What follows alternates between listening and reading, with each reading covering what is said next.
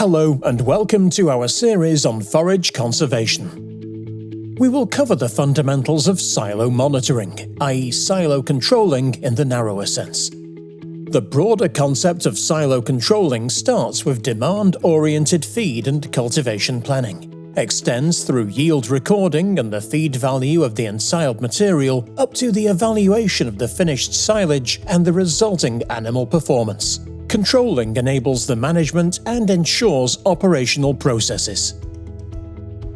This episode focuses in particular on storage density, which can be measured directly at the open bunker silo face. Optimal compaction of the ensiled material, followed by prompt airtight covering, is an essential prerequisite for the rapid onset of the desired lactic acid fermentation. This stops enzymatic processes that lead to losses of nutrients and dry matter. Furthermore, the resulting anaerobic conditions and acidification inhibit the proliferation of competing microorganisms. The second key aspect of compaction is to ensure aerobic stability, i.e. to inhibit reheating within the silage mass during the feed-out phase. No air channels should remain that allow oxygen to penetrate into deeper layers. Because once oxygen becomes available, spoilage organisms such as yeasts become active again. So how can we assess how well our compaction work was at the time of ensiling? There are at least 3 measurement options. First, determining density from a core drill sample. Second, determining the weight and volume of a cut-out silage block. And third, using a penetrometer, which measures mechanical resistance at the silo face. Here we present the method using a core drill cylinder. Various drill cylinders are available, which can be operated manually or electrically. For the most accurate density determination possible, a diameter of at least 6 cm is preferable. In addition to the core sampler, the following equipment is needed for sampling. Depending on the silo height, a step stool or safety ladder. For greater heights, a working platform is preferable. A sampling bowl, a pair of work gloves, preferably leather, to avoid injuries from the cutting edge of the drill cylinder, a folding ruler, and a scale accurate to 1 gram. To get an overview of the maximum compaction achieved and any weak points, it is advisable to take samples from the silo face at various points.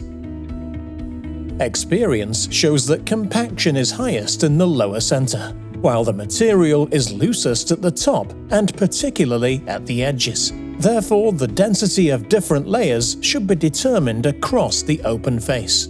The more sampling points are used, the more accurate the picture. The larger the silo face, the more points are needed to assess the compaction work. At minimum, you should select at least 2 points 40 to 50 cm below the top edge, 1 in the center and 1 40 cm from the edge, then the center of the face, and 1 point 40 cm from the base in the middle. The drill is inserted with a steady, even rotation and removed the same way. A folding ruler is used to measure and record the actual borehole depth H achieved. The extracted contents of the drill cylinder are carefully emptied into a pre-tared bowl. The bowl contents are weighed and the weight is noted alongside the corresponding borehole depth. The sample is labeled, packaged accordingly, and taken away for dry matter determination. To calculate density, we first determine the volume. To do this, we multiply pi by the radius, which is half the inner diameter of the drill cylinder, squared, expressed in square meters, by the measured borehole depth h, expressed in meters. The core sample is dried to constant weight, e.g. in a microwave, an oven, or an air fryer.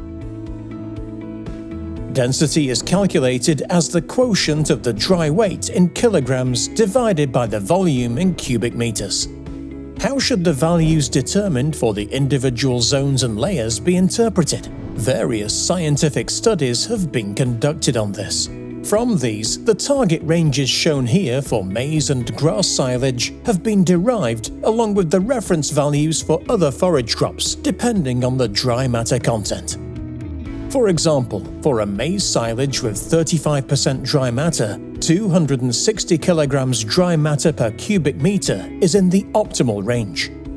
For grass silage, achievable densities are lower. At the same dry matter content, only 220 kg dry matter per cubic meter. If your determined density falls within this range, compaction was optimal, and this standard should be maintained for the next ensiling campaign. The risk of aerobic spoilage is reduced. If the density falls below this, it means that particular care must be taken during feed-out of the existing silage. Feed-out equipment that further loosens the material, such as a silage bucket, should be avoided. Preference should be given first to cutting tongs or block cutter, and secondarily to a silage razor. A sufficient feed-out rate of at least 2.5 meters per week should be aimed at. There is still room for improvement for the upcoming ensiling campaign. Per layer, a maximum of 20 centimeters of chopped material should be spread evenly over the entire length and driven over very slowly at least 2 to 3 times.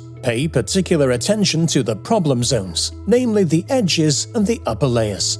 If you succeed in achieving optimal compaction in all silo zones, you minimize oxygen ingress. You promote the desired lactic acid bacteria at the start of ensiling and inhibit spoilage-causing yeasts.